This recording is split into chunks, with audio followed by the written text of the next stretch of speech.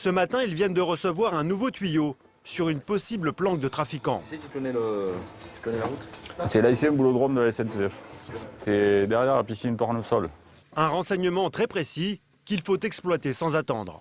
Une 34 de TO 810 et un ensemble des 810 en dispo sur le secteur Tournesy. Des gens de la SNCF qui sont allés sécuriser les locaux et quand ils sont arrivés, ils ont vu à l'intérieur d'un local donc, qui était fermé des plants de cannabis. Voilà, donc ils nous ont donné l'information et on va vérifier. Les limiers de la brigade des stupes s'attendent à découvrir quelques plants cultivés par un simple consommateur. Mais ils vont être surpris. La planque est idéalement située pas loin du centre-ville sur un terrain vague de la SNCF, tout près des voies de chemin de fer. C'est dans ce cabanon que les cheminots auraient aperçu du cannabis. Aujourd'hui, ce local, qui a l'air à l'abandon, est effectivement solidement verrouillé.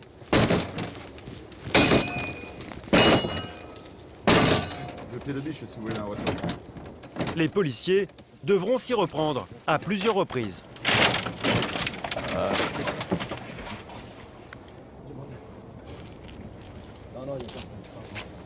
Une fois à l'intérieur, ils ne vont pas être déçus. 1, 2, 3 chambres pour la culture du cannabis. Ça sent, il y a l'odeur. Il y a l'odeur. Ça, c'est la première chambre de pouce. Voilà. Donc, ça commence par là, et quand ça monte, ils changent, ils les mettent dans d'autres endroits. Des chambres de culture dotées d'un système d'aération très performant.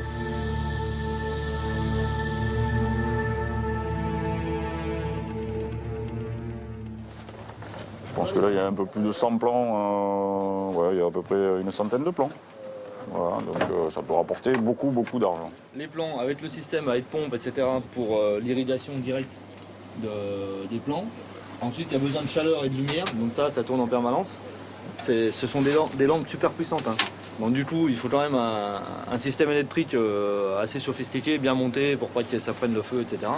Et ensuite, il y a les aérations avec des filtres. En fait, ça repart sur les côtés. Hein, on voit les 3 chambres sont reliées. Ça renvoie sauf qu'il filtre avant pour pas qu'il y ait l'odeur de cannabis qui s'étale de partout tout autour, pour rester discret. Quoi. Non, c'est bien monté, c'est bien fait. Hein.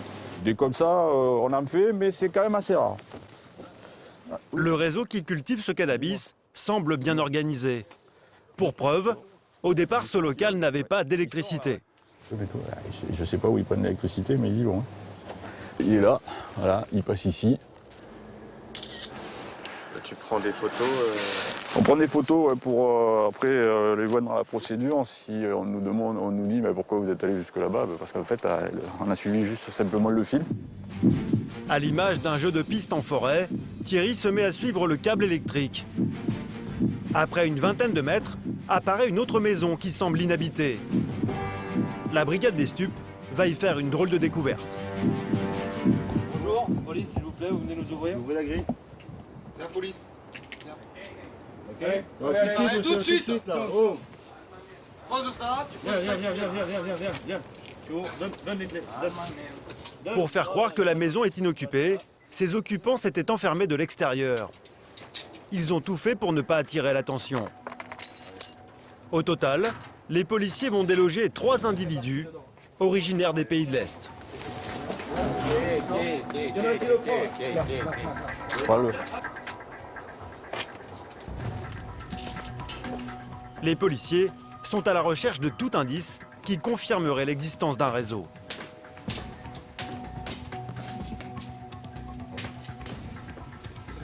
C'est un vrai squat. Hein. C'est un local qui appartient à la SNCF hein, et qui est squatté, mais très bien squatté parce qu'ils ont tout, l'électricité apparemment. Tout est parfait. Ils étaient prêts à manger. Donc on va voir. On va voir un peu. Alors ça c'est sûr, déjà ils sont consommateurs. Hein. Et après ça on verra tout à l'heure, on va laisser travailler on va pas trop perturber tout, on va laisser travailler le chien qui lui va nous dire s'il y a quelque chose ou pas. Alors, t'as des papiers ou pas? Ouais, ça. Il y a combien de temps que t'es là? Ici en France, Ouais. depuis 9 ans. 9-10 ans. Et ta petite maison là-bas, il y a combien de temps que tu l'as montée? Je sais pas, moi, il a 6-7 mois. 6-7 mois? Ah, t'as du matériel, t'as investi combien en argent maintenant? Ah, regarde, c'est tout ça. De la récup. Ouais, franchement, les lampes, les trucs, c'est pas de la récup. Non. C'est au tour de Foul, la star de la brigade, d'entrer en action. Un chien renifleur capable de débusquer cocaïne, héroïne, cannabis. S'il y a un stock de drogue planqué dans la maison, il ne devrait pas lui échapper.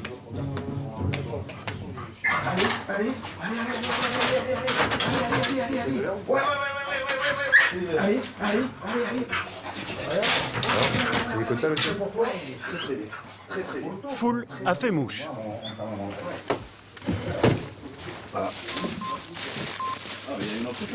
Donc là, ça vous appelle plus de l'herbe. C'est pour ça que le chien s'est excité comme un fou parce que l'odeur elle est quand même assez forte et bien caractéristique. Voilà. Une première prise, et à quelques mètres de là, Foul récidive.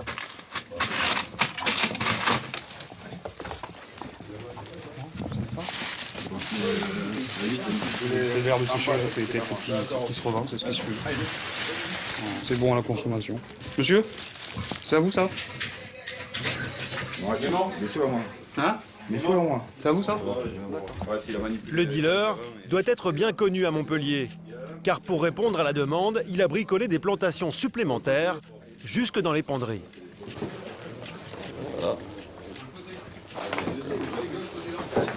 Une chambre de plus. Il a dû commencer petit, on va dire. Il a dû revendre un peu, il a fait un peu d'argent. Et avec l'argent, petit à petit, il a monté ses plantations un peu partout. C'est une belle affaire de cannabis. Je peux te faire tomber en trafic de stupéfiants là? Mais comment? Si? Ah, c'est moi qui te le dis. Ah, vous pouvez accuser, mais Ah, ouais. qu'est-ce qu'il dit le juge? Ça veut dire, oui voilà, ça veut dire que 4 jours de garde à vue. Je passe plus ou moins prison, c'est la fin. Comment? Je passe plus ou prison, c'est la fin. Où ça? Dans lequel de prison interdit? Villeneuve, Toujours ici, dans le secteur là? Villeneuve, Aix-en-Provence, Nîmes, Mende, Villefort, Paris. Et t'es tombé pourquoi? Pour voir. Vol? Les policiers sont bel et bien tombés sur un gros poisson. Là. Tiens, petit pochon d'herbe dans son besoin.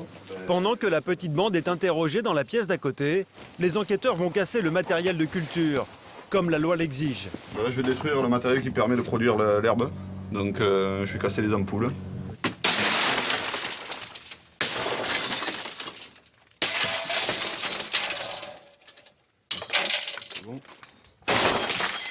Les policiers vont aussi faire une dernière découverte qui confirme l'existence d'un réseau bien structuré. Ils mettent la main sur une demi-douzaine de téléphones portables. Seuls les trafiquants en tout genre qui ne veulent pas qu'on identifie leurs appels et leurs revendeurs s'équipent d'autant de mobiles.